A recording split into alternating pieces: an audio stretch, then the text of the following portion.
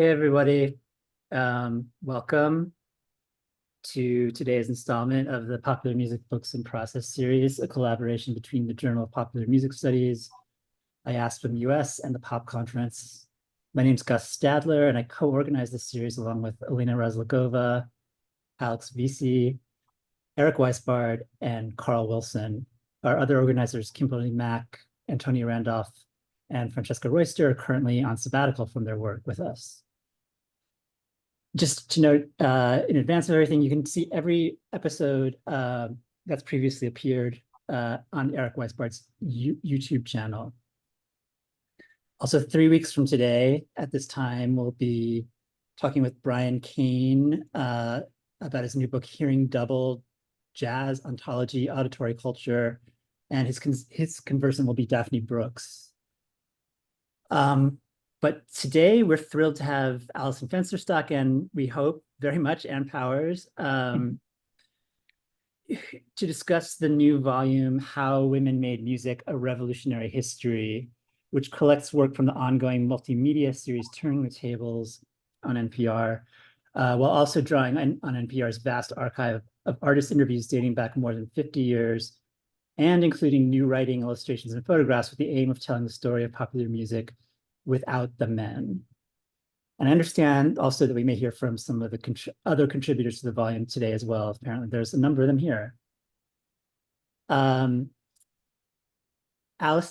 Fensterstock is a New Orleans-based writer, editor, and occasional exhibition curator and event programmer, a contributor to NPR Music since 2016. She's written and edited for Turning the Tables since its launch in 2017.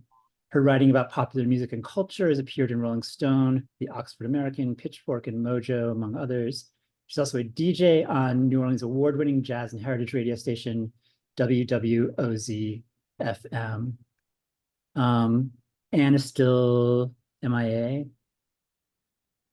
I'm going to go ahead and introduce her in the hopes that she will be present soon. Ann Powers is NPR's music critic and correspondent. Throughout a long career in music writing, she's worked at the New York Times, the Los Angeles Times, the Village Voice, and many other publications. She's the author most recently of Traveling on the Path of Joni Mitchell, and also directly before that, Good Booty, Love and Sex, Black and White, Body and Soul in American Music, which was selected as one of the best books of 2017 by the Wall Street Journal, No Depression, NPR, and Buzzfeed. In 2017, she co-founded NPR's award-winning Turning the Tables, an ongoing project to recenter the popular music canon to be more inclusive of marginalized, underestimated, and forgotten voices. She lives in Nashville. So I guess we'll go forward. One more thing. As questions come to you, please put them in the chat, and Alex will call on you when Alison and hopefully Anne are done with their conversation and ask you to unmute and ask your question. Also, feel free to use the chat for regular comments. And now I will turn things over to Alison. All right. Hello, everyone. And hopefully Anne will get on soon. But I wanted to, because I feel like there are so many contributors here to the book. How Women Made Music, Revolutionary History by NPR Music, based on the Turning the Table series, which started in 2017. And I wanted to jump ahead in time a little bit because I know that Francesca Royster, who's a PMBIP regular, has to bop off early. And I have just been on the road for most of this month doing book events in different cities, and her essay on Tracy Chapman was absolutely at least in the top 3, possibly the #1 piece that people really responded to and asked questions about and interviewed me about. If Anne was on here, I think she would agree that we also got asked questions about that. And that was, I guess these are questions from me to Francesca and maybe also to Marissa LaRusso, who I see on here, who edited the part of Turning the Tables that Francesca's essay was a part of. It was called the Personal Canon series. And I don't know, Francesca, before you have to go, do you want to talk a little bit about your piece and how it was inspired and how it was commissioned and why you went there? Sure. I'm really glad that I did because it awakened like an interest in writing about Tracy Chapman, and I'm, kind of using it as a launch pad for a book-length project on her. So, but really, I was thinking about, I really appreciated the invitation, which gave me a chance to think about like Tracy Chapman at this point in my life, kind of pre-coming out as a queer person, but where I was really sort of trying to find the vocabulary for thinking about who I was, and I felt a lot of pressure to label myself. And what I wrote about was the space of in between reflectiveness, possibility, fluidity that I saw and heard in Tracy Chapman, and the ways that there's kind of a paradoxical space to just kind of think and feel my queerness, but also a kind of strength and bravery that I saw at the same time. And so I just wanted to capture that in the music. And I really focused on Tracy Chapman's first album for that. Yeah, one of my favorite lines in that piece, and I know I'm talking as if everybody's familiar with it, but I feel like I'm seeing so many people who I know are familiar with it. As you compare her work to Bruce Springsteen. And I loved that so much. And I've never gotten a chance to talk to you about it specifically. So I might be spiraling out into outer space, but I was like, yeah, like, you've got a fast car and tramps like us, baby, we were born to run. Like, absolutely, I see that. And it was the importance of being able to see yourself in a song like that, like a song, the kind of song that seemed like it belonged to men or to white men. And you saw Yeah, that for sure. Yeah, I mean, thinking about just like those power chords and the t-shirt and like in some ways Tracy Chapman and Bruce Springsteen and their physical presence, I was really thinking about that.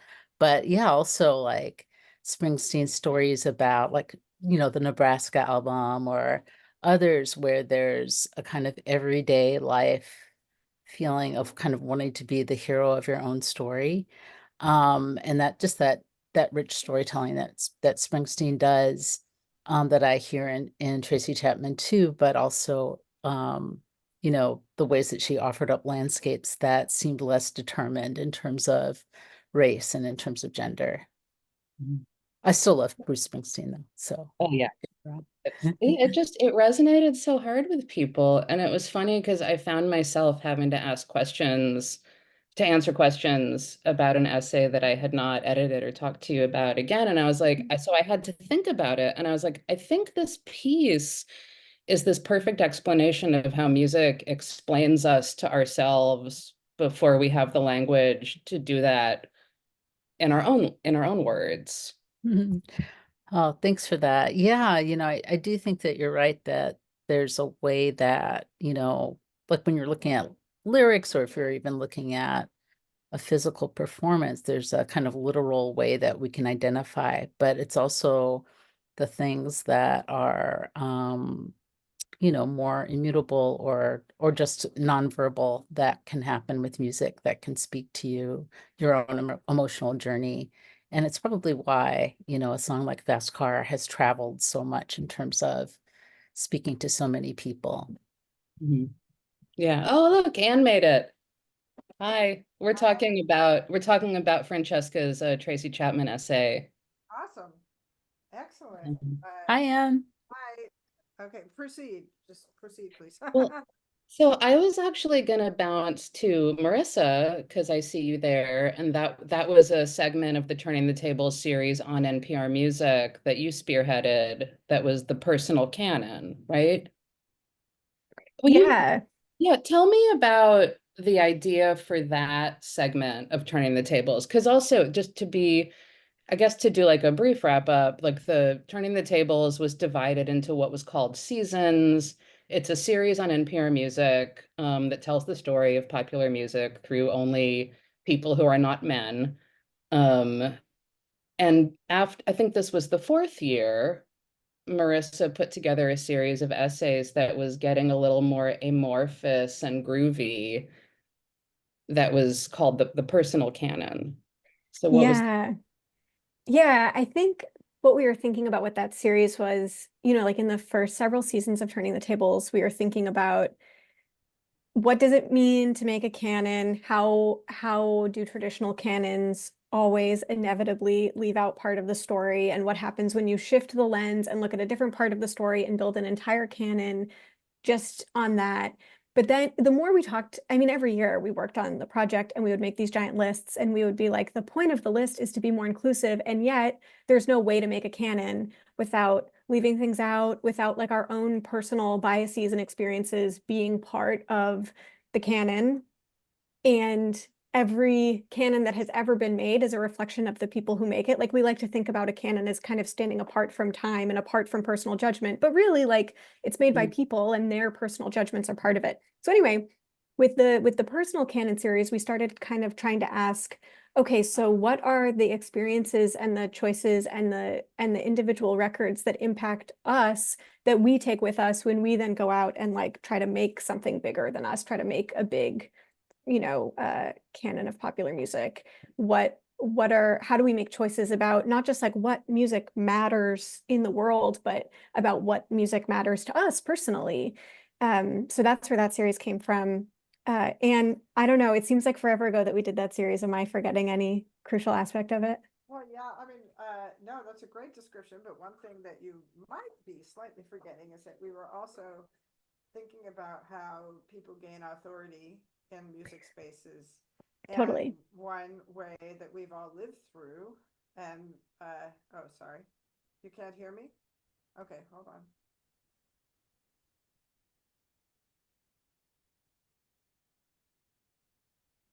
Can you hear me now? Hello? Can you still not hear me? I can hear you. You're a little bit low, but I can hear you. Okay, well, oh, I know. Okay, there we go. How's that? Oh, there you go. Yay. Sorry, I was recording the podcast and I use a different mic for the podcast, so that's why. Sorry for all the confusion.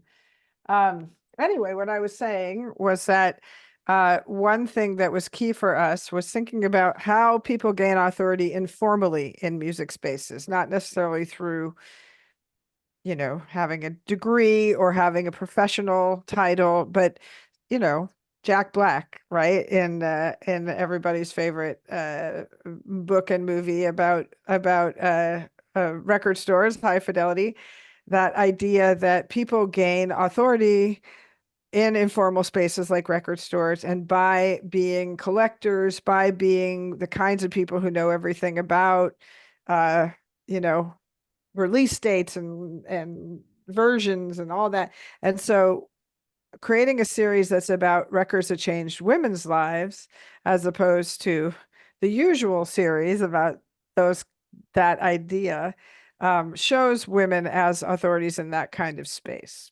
But it's interesting, Marissa, because I feel like, as happens a lot in our project, and as the book is evidence of, even when you change who's at the center of the process, the whole idea of what it means to have authority also changes.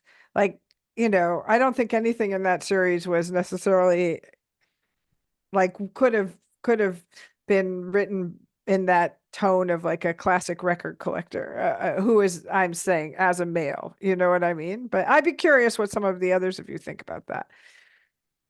No, also, I think that's really important, and it's accidentally apropos because of the origin story of Turning the Tables. It comes from a music festival that is very dear to my heart, which is how I met you, Anne, how I met you, Lauren. It was a New Orleans music festival that was actually like a little Garden of Eden for a lot of those like train spotters. Like, And the people who do very important work of like, this was the studio, this was the date, these were the personnel, these were the instruments, like, and we need that, like, we need that data, we need those ledgers. But music needs listeners and music needs dancers. You Right.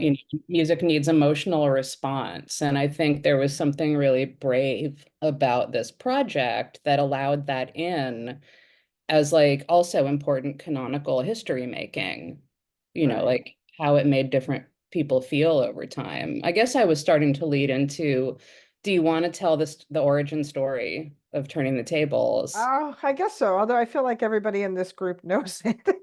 I know, yeah, Because this is we kind of trot like it the out. whole No, I story. want to hang on to Marissa as long as we can because you're not here for too long, right? So I just want to I w- I can tell that story, but I mean very briefly. I'll just say, yeah, we were at that festival, and Jill Sternheimer and Allison and I started talking about like who gets, who makes lists. We had just seen Barbara Lynn perform, and why is she never on the list of greatest guitarists? And then that led to the conversation of, well, who is on these kinds of lists? And why also the women who do make these lists, why are they always at like number 75 or whatever, or number 7 and not number 1? So that was kind of the origin story in brief. But going back to the conversation about the season, Marissa, that you did and the podcast that you also did, which I should add, Marissa worked on the entire Turn the Tables every season, was a key player. So it's not just this one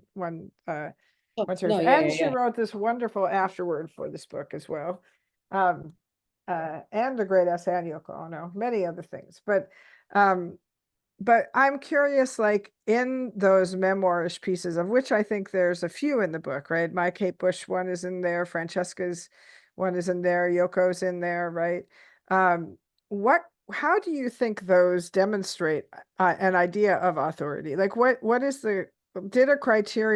did criteria emerge from you editing those different essays and doing the podcast, which elaborated on the essays and brought us in conversation with each other? That is such a good question. I mean, the first thing that comes to mind for me is an essay that I actually think is on the site, but is not in the book, which was the writer Maria Sherman talking about the twee band Tiger Trap and how she had come of age in punk and had a really specific vision of what musical authority looked like, and how falling in love with music that was kind of the opposite of this like tough guy punk that she loved made her realize that her criteria for evaluating music itself could shift, and that the things that she valued about music could change over time, and that didn't make her love for those things any less legitimate. I really loved editing that essay and talking to her about it on the podcast. But it's interesting. What you said earlier about criteria and how people's personal experience with a record can make them an expert on that artist or on a style of music. I feel like that really came through in the essays, and that wasn't necessarily, we didn't set out to make an argument that personal engagement with a record is a form of expertise, but I think there were 12 of these essays, and by the end, that was very much like a central thesis to the whole series. Yeah, definitely. Can you talk a little bit about your Yoko essay, and because that also touches on some of those themes as well? Yeah, I guess that is kind of the point of the Yoko essay too. Yeah, I wrote about in the very first season of Turning the Tables, we were like in the hardest part of the series, like right before we were about to publish, and Anne had assigned all of these blurbs for this big list of the greatest records of all time made by women, and we had a Yoko album on the list. And I don't know what the situation was, but we didn't have a writer for the blurb. And so Anne asked me, can you write the 50-word blurb for this Yoko album? And I was like, I don't know anything about Yoko, but I can't say no to Ann Powers in her moment of need. And so but I was like so intimidated. Like she's just, this extremely influential and yet very misunderstood artist. And I was like, oh, I'm going to screw up the blurb and everyone's going to read the list and they're going to know that the girl who wrote about Yoko had no idea what she was talking about. And I spent the whole weekend researching, and then I wrote this blurb, and it was like, in the end, it was fine. And I looked at the blurb with all the other blurbs and I thought, oh, everyone has to like do their homework when they have to write about a record. Like everyone else that we asked to write for this list didn't just come in, wasn't just like born with knowledge about Whitney Houston, and so they just wrote the blurb off the top of their head. Everyone had to like read a book. And so that is a form of expertise. You just do the homework. And then also in the essay, I wrote about seeing a Yoko tribute performance at the Hirshhorn in Washington, D.C., this absolutely incredible show, and having such a visceral and intense reaction to these performances of Yoko's music and performance pieces, and realizing that just like spending the weekend reading a bunch of books and articles about Yoko was a form of gaining expertise, being in the crowd at this show and having this like really intense emotional and visceral response to her work was also a form of expertise, and that those two things are not opposed to each other. They're just different forms of knowledge that can lead you to an appreciation of an artist. It was really fun to write that essay and to talk to Anne about it at length. Yeah. And yes, writing 50 words is super challenging. It's so hard to condense.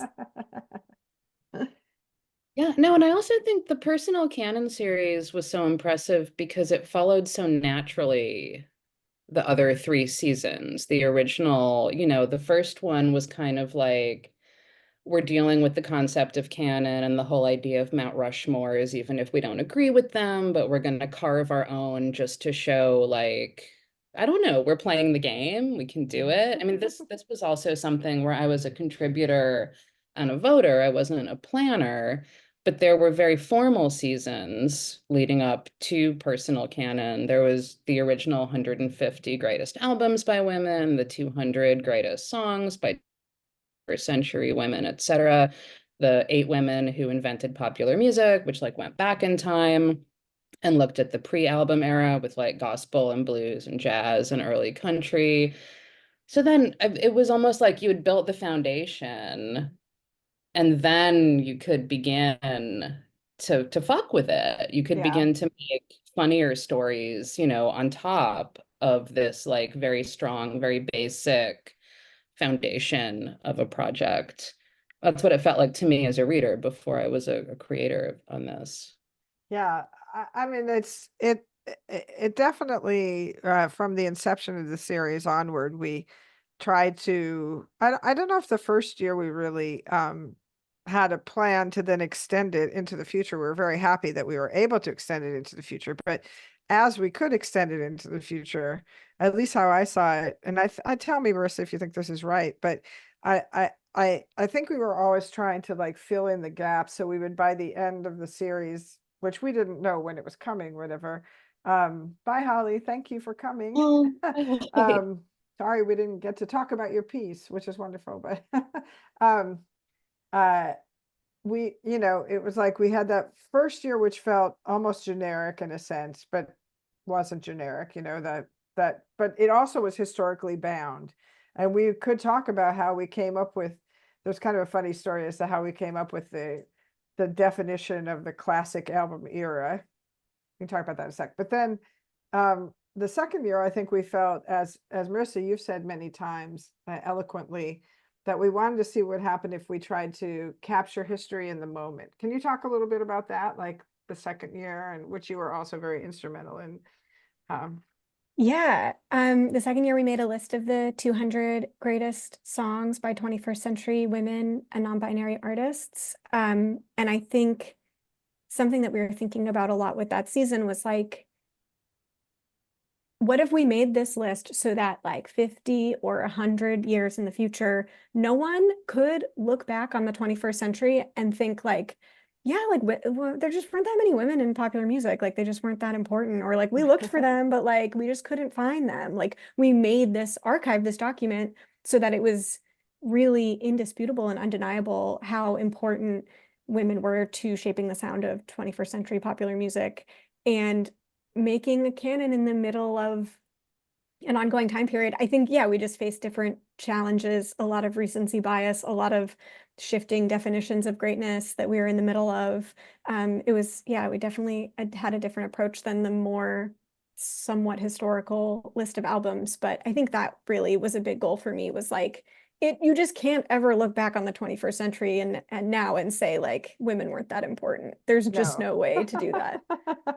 actually, brings up a question I have for both Marissa and Anne, now that we are, I mean, like that cultural time moves so incredibly quickly. Like that second season, you know, the 21st Century Women Plus season was like a crystal ball gazing exercise. It was Yes. like you really had to do your fortune telling and Right. guess who would be the most impactful or the most important artists of the century we're still in. Like, how is it working out? How do you think it did? Well, it's funny that you should bring that up because our number one song uh, was by an artist who I think people would hesitate to put at the top of any list now, which is by MIA. It was Paper Planes. And it's interesting, and I think this group in particular, we could have a very interesting conversation about reputation building and what goes into preserving a legacy and how you deal with and you know, we often now deal with this with male artists. I mean, I'm thinking of Claire Dieter's book Monsters, but we deal with this, like, how do you deal with the work of men who either have done things you don't respect, or you know, that are heinous, or maybe have political views you don't agree with. And now MIA, of course, has gone kind of in this direction, as we all know, of or maybe, I don't know if everyone knows, but she's like definitely like leaning QAnon basically. And she's kind of like the Russell Brand of music. She's dark. Yeah. And it's funny because like I have thought a lot about this. I mean, I still feel like that song deserves its spot. Like, I feel like that song was so innovative, also like speaking about and for a global sense of pop that has only become more uh solidified as time has gone on. But yeah, I don't know, Marissa, what do you think about our number one at this point? I mean, it's funny, the moment that I realized, like, when we ran the series, that was going to be the number one song, it felt immediately, it completely clicked. It totally made sense. I don't know if we opened it up to voting now that would be the number one song. I will say we also ran a series that season on the I think 25 most influential musicians of the 21st century, and we started it with an essay whose headline was "Rihanna is the 21st century's most influential musician," and I think I would stand by that. I think I would still pick Rihanna. And we had a lot of internal discussion over what it meant that we were choosing Rihanna and not Beyonce. Because well, I was going to mention why our classic album era for the first list was 64 to 2016, I guess. We actually expanded it so we could include Lemonade. Remember that? We thought we can't have this list without Lemonade. So it's not like we weren't, you know, Beyonce stans or whatever, but we just felt, I think I mean, there was voting, obviously, so we didn't make it up just amongst ourselves. But I think the argument for Rihanna was that her sound and also the way she, you know, enacted her career was so much, it's pervasive. Like, the model of her career is pervasive now. So I stick with that one too. I think we made the right choice. And I have to say too, because I got put on the spot a little bit at our book event in Detroit, because I am a very surface level Rihanna fan. I was not like ready when I was asked the question, like, why was Rihanna the number one in that series? And I was like, I did not expect that question. Like, I'm the person who wrote about Irma Thomas for this series. But as we talked it through, which is like, that underscores how important that it was, that this whole book and the whole project that led to the book is an absolute like multiple voice consensus project. We talked about it in real time on stage, and we kind of realized, I think that it's correct, actually, but not for the reasons that you thought. And it's almost because of her retreat. Oh, interesting. Oh, that's interesting. Huh. She was like absolutely like out ahead of the game, and like just being someone who had attained that level of like total primacy in the pop world, who was willing to prioritize herself and her mental health and her family and her own priorities. And now we're seeing that so much more with people like like Chapel Roan taking a step back, and the way we're having like much more important conversations about what it means to be a performing artist and also like a human being. And Rihanna insisted on being a human being, Yeah, that's 15 years absolutely ago. true. And I Jenny, think that was the core of Jenny Gathrigh's essay, was she was like, Rihanna is real. She is a real person. yes, yes, absolutely.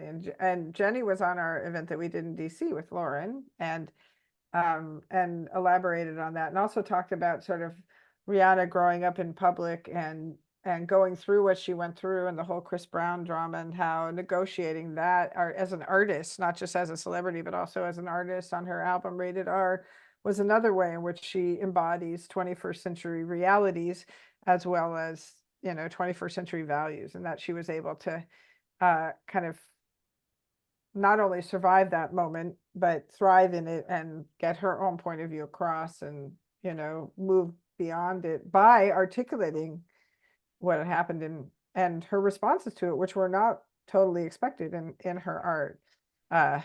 Absolutely. I'm mindful of the time, and we have so many contributors here. I wonder if we should, Alison, do we want to like? Yeah, no, and I know ask that people? Kim specifically made time to be here with us and talk about her piece, which is like super in the spirit of the personal canon season. We actually have like a lot of people here that wrote something new for the book. Yeah, which is great. That's And we want everyone to have a chance to speak. So Kim, why don't you talk about your piece that's in the book? Which is about growing up with both Donna Summer and Debbie Harry as I don't know, I'm not going to say your warring queens. I can't imagine them one on each shoulder like the devil and the angel, but it wasn't that simple. Yeah, no, it was, so I was really, first of all, thank you for the invitation, because I was really happy to have the chance to write about this, because I've written in the past about growing up with rock music, but disco was also there too. And my mom was really into Donna Summer, other disco too. But I just remember this time frame around 79 of Bad Girls, and then also I was listening to Parallel Lines a lot, and then Eats the Beat. And Debbie Harry and Donna Summer both really were very attractive to me for a lot of reasons. I was going to school outside of my neighborhood in a predominantly white school, in a wealthy neighborhood. I didn't live in a wealthy neighborhood. And so there was a lot of kind of tension between my home life and my school life. And I did deal with overt racism. The first time I was called the N-word was there when I was 8. But I also mostly felt ignored in a lot of ways and invisible. And particularly when I became, I guess, a tween and started to become interested in boys, it was just implicit to me that I was not going to, like I was going to be pushed in a different direction from, let's say, the little white boy who sat behind me in French class or whatever, because of the color of my skin. It was the 70s. So I really looked up to both Donna Summer and Debbie Harry. I was also extremely shy. So I just really appreciated their, just they just seemed like goddesses to me, just their boldness, their beauty, and also just their really kind of frank sexuality. And so I just wanted to write about that. And then also, as I was writing, doing the books I had to read to kind of also flesh out what I wanted to say personally, I realized that there was so much more overlap between the two of them than I actually had known before I sat down to write. I mean, I knew some of it, like Georgia Moroder sharing a producer, that Blondie had covered, I Feel Love, Live. But, Debbie Harry and Donna Summer were both actresses, were both around at the same time, contemporaries. Both Debbie Harry was a huge fan of Donna Summer's. And then they both struggled as young girls with shyness and also feeling unattractive. And so it was just you know, it was illuminating for me to kind of look back on that retrospectively and realize that I was connecting with them for my own reasons. They were speaking to me for my own personal reasons. And I looked up to them, but I didn't realize that in many ways they were struggling with some of the things that I was struggling with. So yeah, so it was just a, you know, it was a pleasure writing that. And yeah. It's a wonderful piece. And it's also, as a New Yorker myself too, it's like, to me, it was such a good New York story. It was so grounded in the city. And I think for a lot of us, especially here in this room, like listening to music is how we could pretend we were cool. We were all we were all the little nerdy kids, but you know, you have that, it's, I mean, now it's called parasocial, but you have that relationship with the artist and it helps you become who you are. And Yeah. it's wonderfully done, you know. Another piece that you commissioned for the book, Alison, was Elizabeth's piece. Elizabeth, can I put you on the spot to talk a little bit about your piece, which is so wonderful? Speaking of speaking of 80s, 70s, 80s heroines, talk about what you wrote for us. So when Alison reached out to me about writing something for the book, I had a couple of ideas, but one of the ones that I really wanted to write about was this performance that I watched on YouTube of the Pretenders at Steve Wozniak's US Festival in 1983. And I pitched this to her and I was like, there's no way that she'll go for this because it's like such a deeply odd festival to begin with. Woz wanted to create a relationship between music and technology. And look what happened.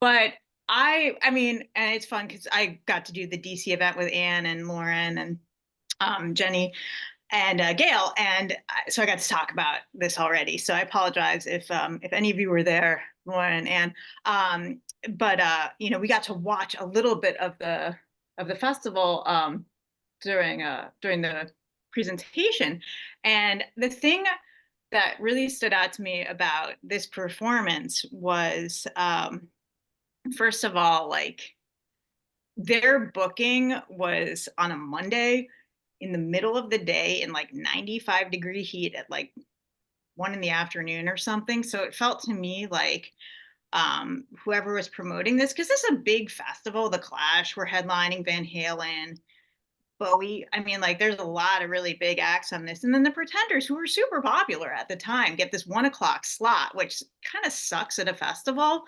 And like, you just put the recording on, like go to YouTube and watch it. And like, Chrissy initially seems like tiny.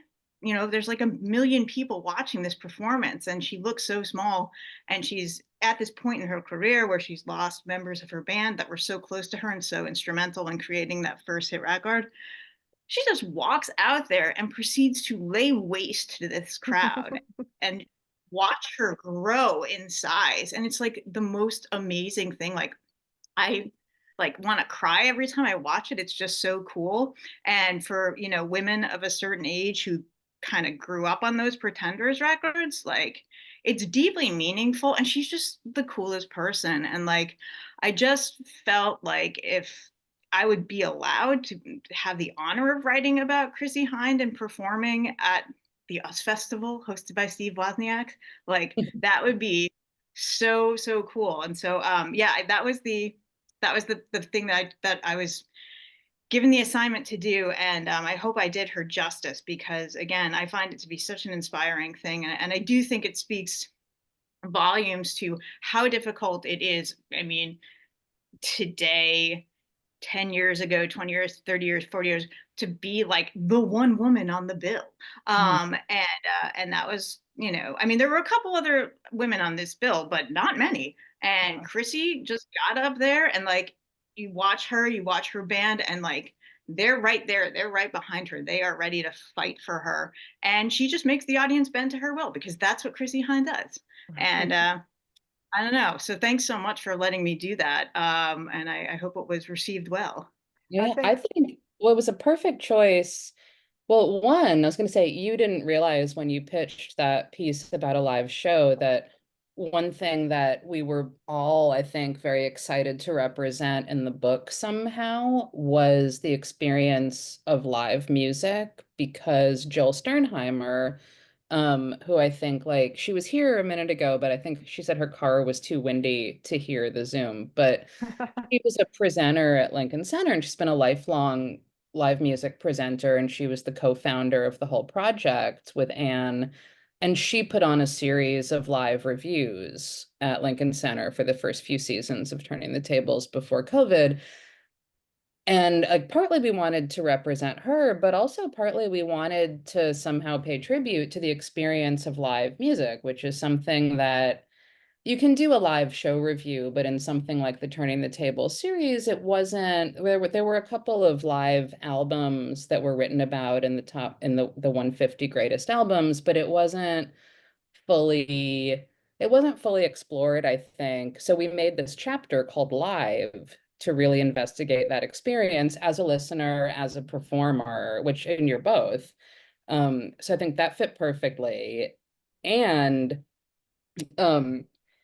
the one of the things I liked about that essay so much is I think we had already reached peak music festival economy when Turning the Tables was happening. I think it might be like on the downside of the mountain, although like I no one should trust me to look in that crystal ball, but it was just it became like this dominating economic engine of the way music is like marketed and bought and sold and listened to in America. And it's so flawed. It's like, as you were saying earlier, it's like 1 o'clock in the afternoon in the sun. Like, that is really not how most of this was supposed to be listened to.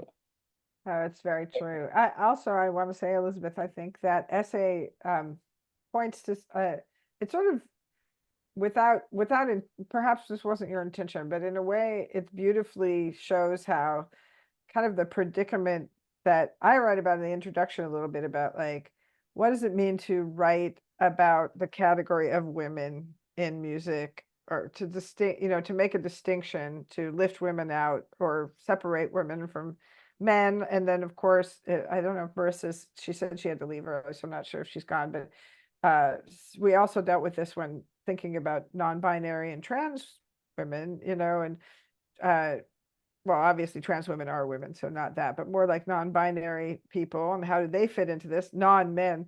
But I think the thing about Chrissie Hynde is, like, she's the kind of performer who would refuse to categorize herself as a woman, and yet the social rules apply to her, all the baggage is there. And also she figured out a way to deploy her difference without, like, trapping herself within her difference. You know what I mean?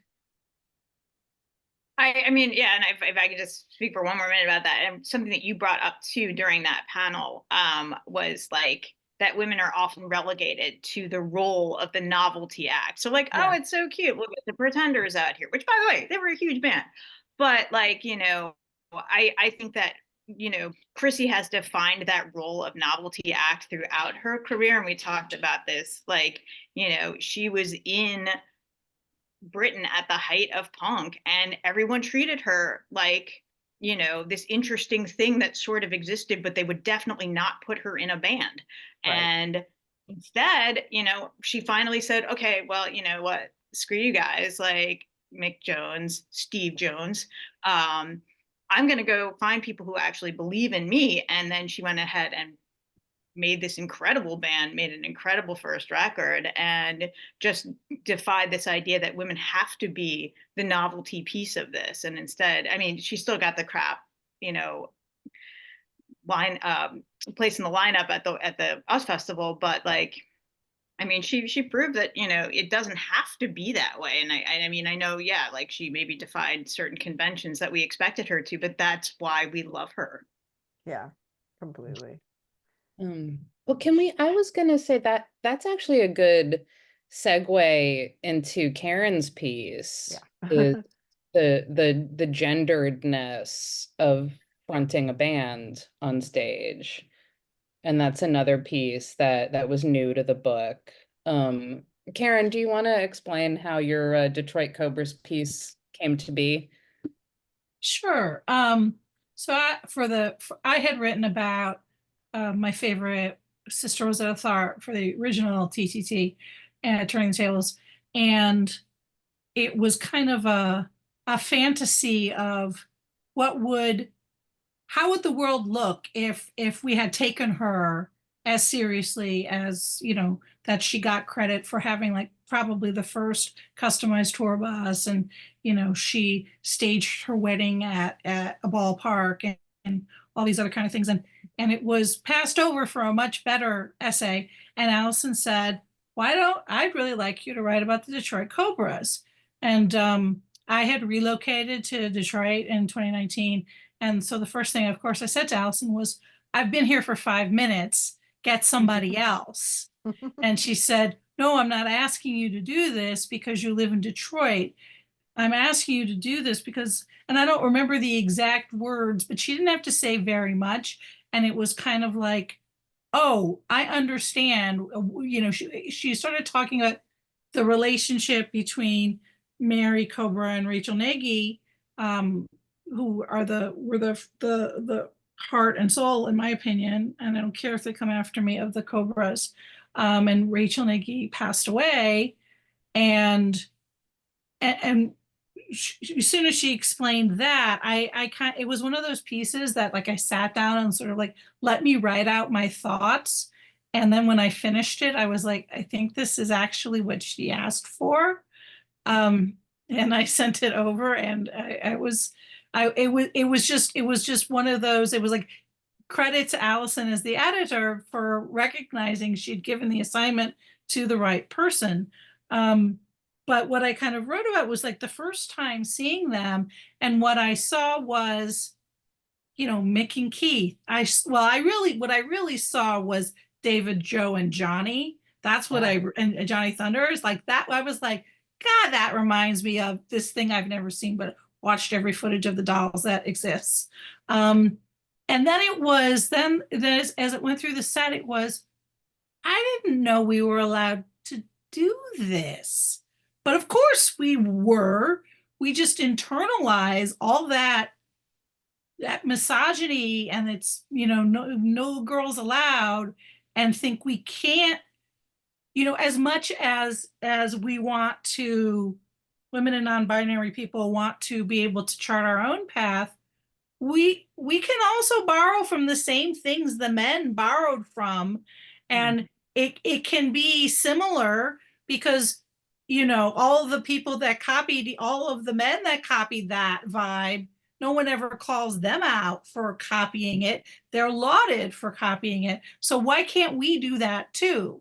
And I was really happy with how it came out, and I'm happy that, you know, Rachel Cobra is, Mary Cobra is one of the, in Detroit, like if Mary walked into a room, it would part like in a saloon, like in the old Westerns.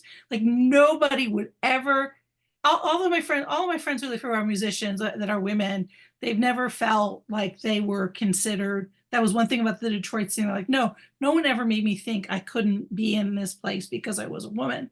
But I think that Mary is definitely one of the most underestimated musicians in the Detroit scene, outside of the Detroit scene.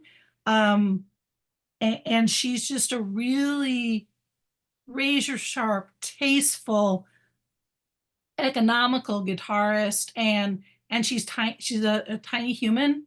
She's not a large personage physically, but she feels. They just played a show at the Detroit Institute of Arts in what we call Rivera Court, the room where the Diego Rivera industry murals are. They have music there every Friday night, and this was for the launch of the MC5 oral history that just came out. And it was just like, this is a room these people fill, these people belong here, but definitely her. Anyway. Yeah. No, yeah, she was very much. I mean, not every one of those, like, mythical masculine rock dyads that I knew you would see in Rachel and Mary. Like, not all of them are there's a Mick and a Keith, but I think, yeah, Rachel was the sun, and Mary was like the planet she was orbiting. But Mary is just, has that gravitational force. Like, she's a powerhouse. And One thing I was going to add is that, Karen, I think what you're talking about brings it, again, going back to what I was saying, commenting on Elizabeth's piece, and I think it applies to a lot of the pieces in this book and from Turning the Tables, is that, I've dealt for my whole career with this like tension between wanting to celebrate women, but also think about what it means to be a woman, inhabit that identity, that subject position. And oftentimes there's like a categorical error that happens, which is that it's an either or. You are considered a woman or you are considered a musician. You're considered a woman or you're considered an artist. You're considered a woman or you're considered a person. I don't know. But I think what you're talking about reveals the both and of it. And what you're talking about with Chrissy reveals the both and of it. And Kim, what you're talking about being a fan of these different, these different kinds of musicians. And that is really, that's one way in which, like, bringing out different like ideas, not only of remaking a canon or fixing a canon, but actually challenging what a canon is and trying to do this work in different ways, including in a highly collaborative way and playing around with different styles. And I think, yeah, so hopefully we made a space where multiple approaches or multiple manifestations of identity can coexist at the same time, which I think is a goal, which I think that's at the heart of a lot of the pieces in the book. Mm-hmm. Did you have other contributors that you wanted to bring into the chat, or should we open? No, I think a good person to jump to right now is Deborah, if you want to speak. Yeah. Deborah's been so great and been a part of a couple of our events online and in person. Yeah, it's nice to see you again. And you wrote an amazing piece that is also connected to your amazing book, which I actually just taught in a class at the Southern Festival of Book about Celia Cruz. And I think this is another way of looking at the multiplicity of identities, as is your book in general, and then also talk a little bit about dance and how that plays a role in what you are and how you approach the subject. Sure. Thank you so much. It's really been such a pleasure to be part of this anthology and to be part of these conversations that are happening around it. So thank you both. Thank you all for this opportunity. It was really important when talking about Celia Cruz for me to talk about like what salsa calls us to do, and what her particular, like, and the ways by which her voice has become synonymous with the genre, right? Like you hear, as I write about that Guantanamera, like the way she stretches the syllable on Guantanamera, and immediately, what the genre is, and how salsa, because its lyrics are, often about heavy topics, but it's calling you to move your body in particularly, I think, liberatory ways, to hold that tension. And I think that's so much a part of what it means to be part of the communities that often are called to dance to salsa, Black and Latinx and Afro Latinx communities, like Celia, represented. And I speak about this in the article or in the essay that, I was really young when I saw her. I was really fortunate to have seen her when I was 24, I think. She was 69. I took the nap at the, at the concert. She did not. But that there was something about, she was both an icon and she was, timeless, and she was timely for us too. It wasn't just like we were going to see the museum piece, because I think that has a lot to do with the fact that she, like all salseros, call us to move our bodies, right? And particularly for communities whose bodies are so heavily policed, or where migration is something that's always, I think, a fraught thing. It was really great to be able to talk about her and the genre itself as a space whereby you know, the sound of that voice calls us to move in ways that we might not be called to do in other places. And that it was her, right? And talk about in a genre, just like Chrissy Hine, right? That was absolutely, you know, aggressively male dominated. And she was just like out there. And also herself, like, you know, wasn't, you know, was outrageous, but not super femme, but not super, you know, like she occupied this really interesting space as well. And yet totally full of sequins and those amazing, those shoes that were sort of defying gravity. So yeah, I think that was something that was really a pleasure to put in that space. I'm curious, Deb, what you think about this moment. Like, I mean, we could have a conversation, all of us together, about, and Lauren, I am going to ask you for you to comment in a moment too, but just, we can have a conversation about how the needle has shifted somewhat since we started this project in 2017. And now it can feel like the problems are solved. It can feel like we're living in Tay and Beyonce's world and whatever, you know, women are dominating. But in Latin music, it's very interesting to me because there are these, you know, there's huge women Latin stars now, like Rosalia, for example, or you know, or even the eternal presence of Shakira, which I find fascinating. Like she's like the Mariah of the Latin world or something.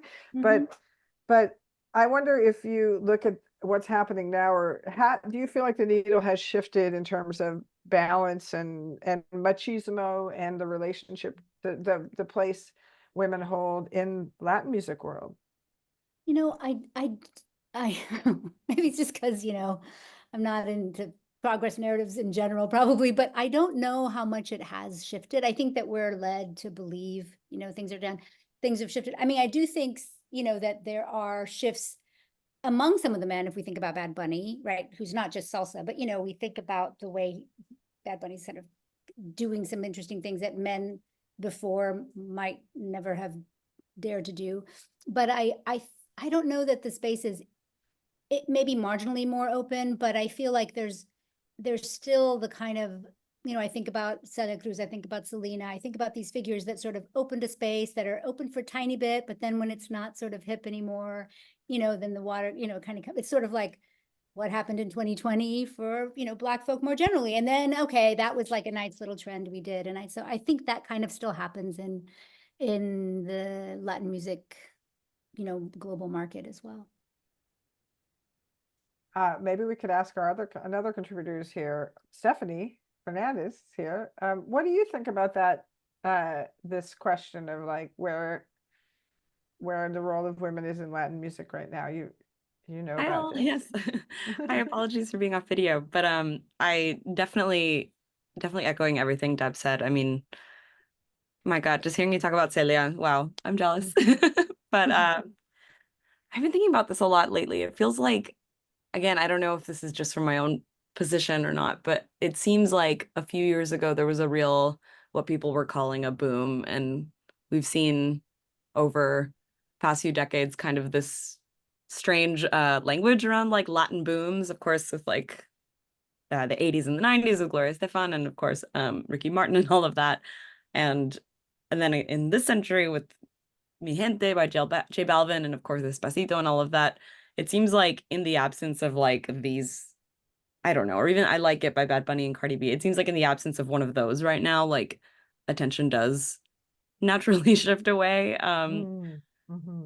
But there's, I mean, of course, there like the state of music in the Latin world is like richer and lovelier than ever, and we're just seeing so much. I think where I've been focusing my attention has been on like the more experimental, edgier stuff. I mean, I love, and she's not new, but like Arca, for instance, is just like such a visionary, and I'm really interested in Judeline out of Spain right now, and I don't know, there's just like so many interesting narratives going on. And one of my favorite artists, not Latin per se, but from Spain, Maria Jose Yergo, some of the narratives that were accompanying her album cycle and the talk around her music was you know, that she was a flamenco artist out of Spain, of course the most famous being Rosalia, and naturally the comparison of like, what does it mean that Rosalia, you know, before she kind of experienced the controversy of like making Latin music and reggaeton and all of these things, kind of her first controversy was, what does it mean that she's making flamenco music, which is a music typically of the Romani people and from the south of Spain, where she wasn't from. And Maria Jose, who's from Andalusia, who is herself Romani, who was kind of steeped in that musical tradition since birth,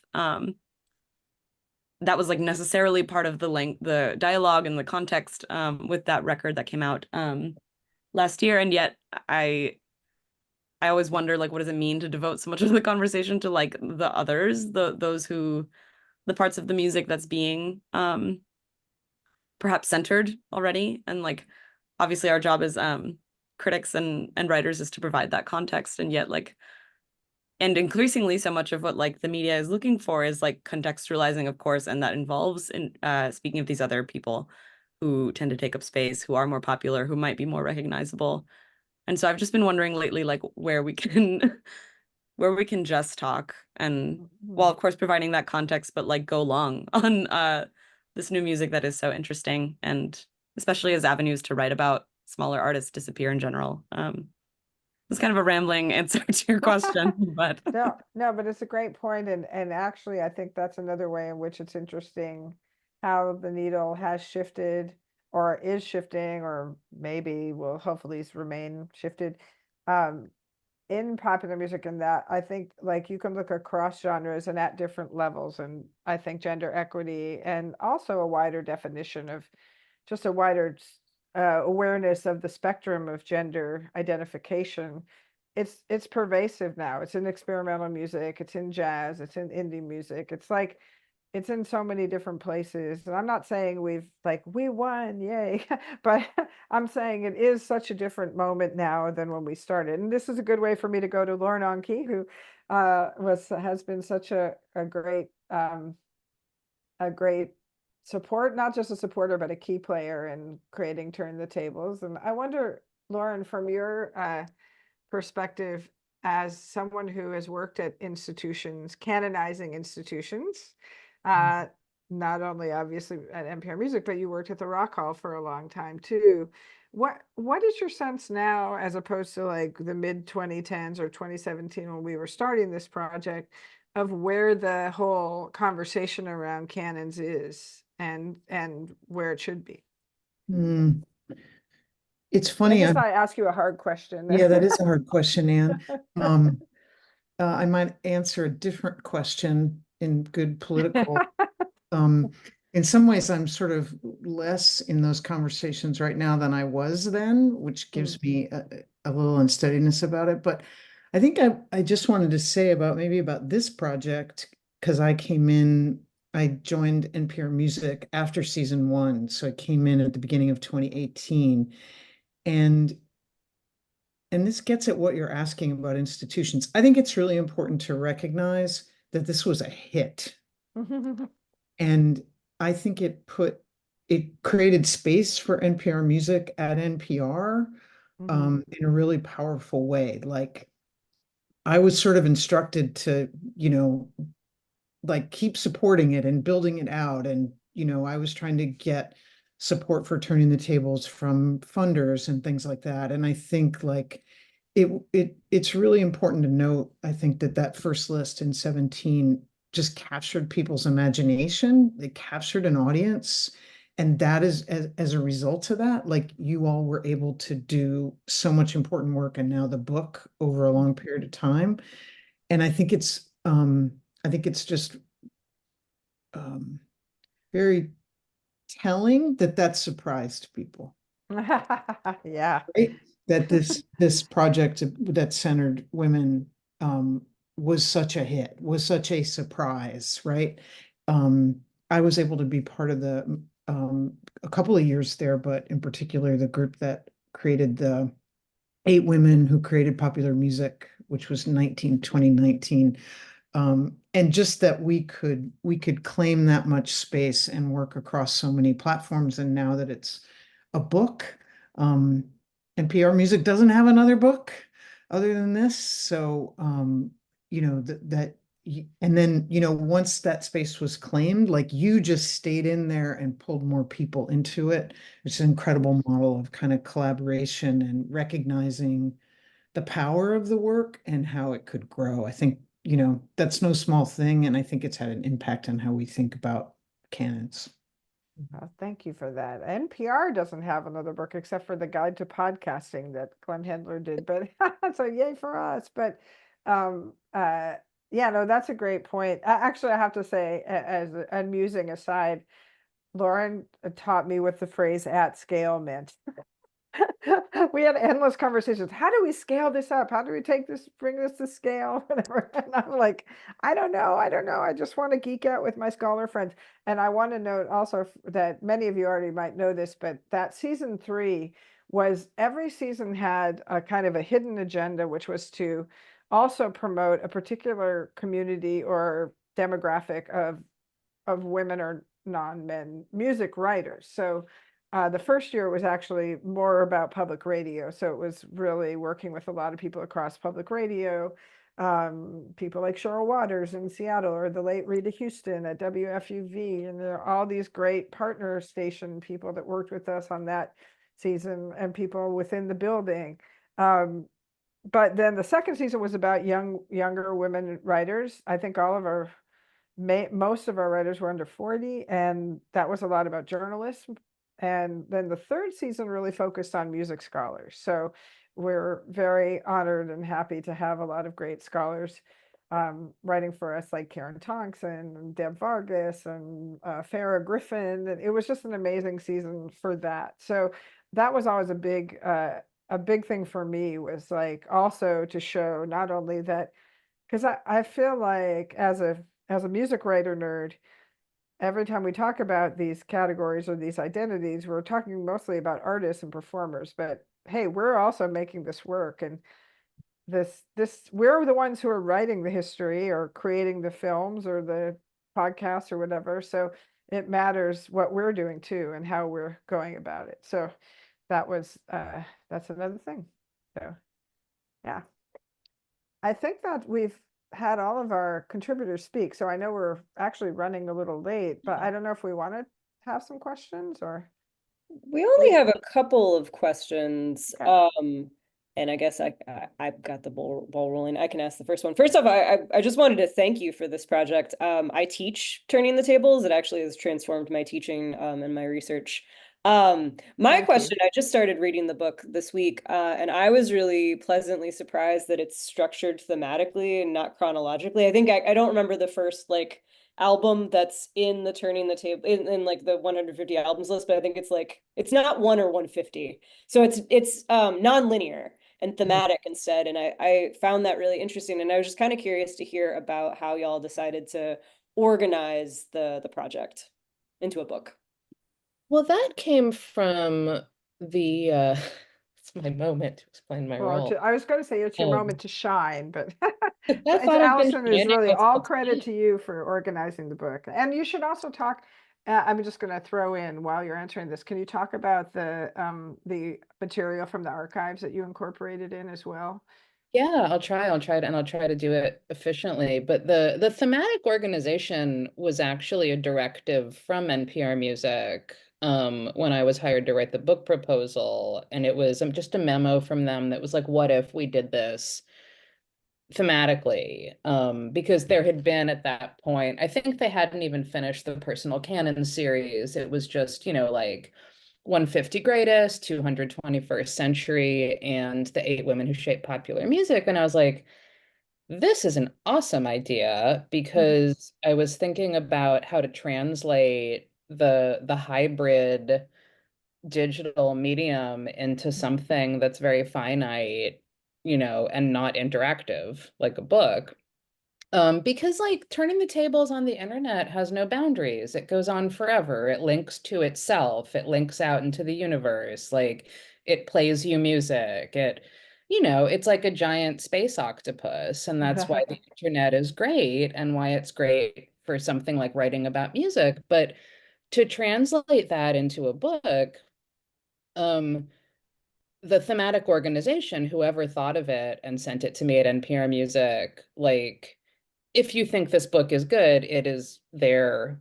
You should thank them. Because it made me able to take all of these pieces out of space and time and try to put them in relation to each other in a way that might mimic the way you hop around through a multimedia platform. And hopefully it also will show you relationships between artists, the way artists were maybe solving the same problems, or telling similar stories or having similar experiences over the years.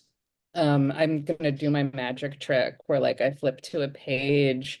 Oh, see right here, you've got Janet Weiss from Sleater-Kinney right next to Etta James talking about what it's like to perform live, and the energy of blasting a crowd that way. Or, there's like Maybelle Carter is right next to Terry Lynn Carrington. They're both educators, who have they have like generations of players underneath them. And like, it's not necessarily a playlist you could listen to without being jarred a little bit. Like, I'm not that idealistic, but hopefully it makes you make connections between the way people sort of address the world they live in with art and how there are more commonalities, than not.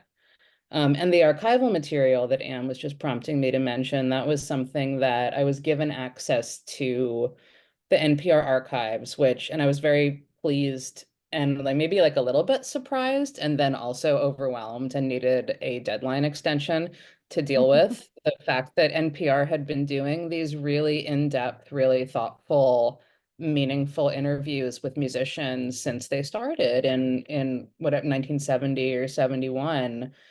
So I could, and it was like, I didn't actually travel there. It wasn't like a physical space to go to. So I can still imagine that it's like, I don't know, like a secret cave presided over by witches.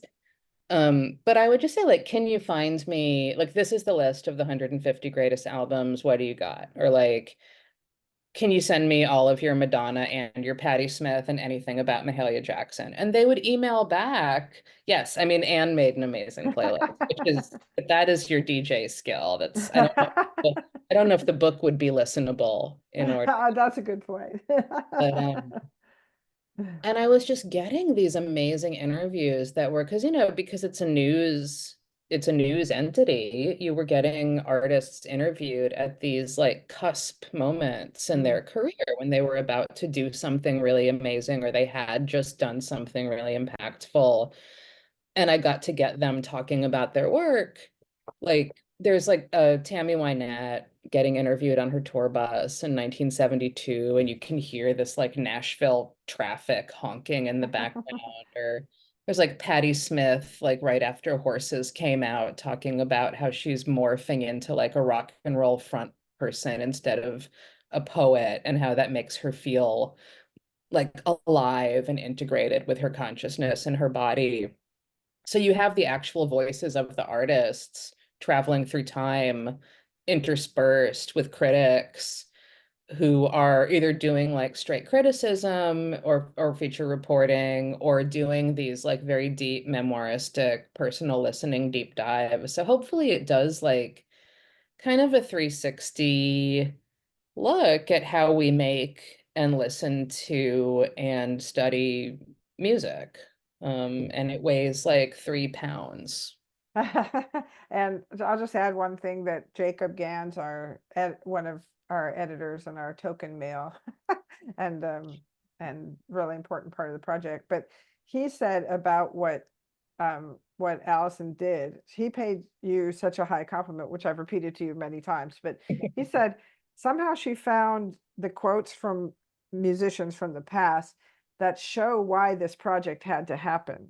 Like they speak, not only do they speak to each other, but they speak to the project. It's as if they were like oracular conjuring the project into place. So that is another thing that happened by including those archival excerpts. I know that we're winding down. Elena, did you want to ask your question about how to approach reading the book to conclude? Sure. I think I also got the book and I also started reading it, and I ended up reading it actually as an encyclopedia. I read the introduction and then I just started opening at random different pages and reading about different people and albums. And I'm wondering how did you mean the book to be read? Yeah, That's a great question. Do you want to take that first? Yeah, I mean, in my mind, when I was actually putting it together, I was thinking more that it would be something people would open to a random page and maybe read a couple of short things or put a bookmark in for a longer essay to get to later. But like the sequencing is important, like the order of the chapters and the order of the pieces. Like, I think you would get something out of reading it from front to back. And like, I think it goes from kind of like the most traditional and most structured writing and organization to like the most sort of amoeba, woo-woo organization, if that makes sense. It's yes, Alex, that's what I want. I wanted it to be like a zine. She calls it the zine of her dreams. Call it the zine of my dreams. And that's why the illustrations, we haven't talked about the illustrations, but Alison did an amazing job of finding these women illustrators, including some greats, some legends like Dame Darcy. I mean, Nicole Rifkin did our cover, which is a huge thing. She's a wonderful illustrator. A lot of your favorite New Yorker covers are by her. But I think I agree with you that you can read it in a linear way. But I also, for this particular gathering, I would love to say that I think it's a great teaching tool, because for students now, especially students who maybe, like my own daughter, are complaining about the length of assignments they're getting, etc. You get like some powerful, short, sharp shots in here. Shauna Redmond on abortion songs, for example. It's, or Karen's condensed version of her Indigo Girls piece, or Harmony Holiday on Ike and Tina Turner and that relationship. And so I like to think that it would be great for as a teaching tool as well. So yeah. The rare book that maybe the students would be excited to pick up, from what I hear of all the complaining about students. And also I would add to that we haven't done it yet, but we're hoping and planning to kind of re-up a lot of the material on the web as well. And because there's so much more beyond this, and there were so many pieces, like a name I like to, like a little popcorn between the covers. Exactly. I have my list of regrets, and like Tammy Kernodle wrote an amazing piece on the Pointer Sisters. It's not in the book, but I want people to know about that piece. So, I hope the pieces, or Karen, you were saying, well, I wrote this piece on Rosetta. We did a whole week of pieces on Rosetta. We did a whole week on Billie Holiday. We did a whole week on Mabel Carter. We did a piece. We did so many different, we just had so many points of view on these different artists. So I'm hoping at some point that we can kind of get that stuff lifted out of it's a little bit hidden now on the NPR site. So hopefully we can get that out there for people to see and use. So, well, that's a lovely note to end on. Thank you all for your comments and the questions in the chat. The next time we meet will be on November 19th at 5:30 p.m. Eastern Time. Brian Kane will be having a conversation with Daphne Brooks about his new book, Hearing Double Jazz Ontology, Auditory Culture, which just came out on Oxford University Press. So join us again November 19th at 5:30 p.m. for Brian Kane's chat with Daphne Brooks. Thanks, everyone. I guess it's a little unwieldy to organize it this way, but is everyone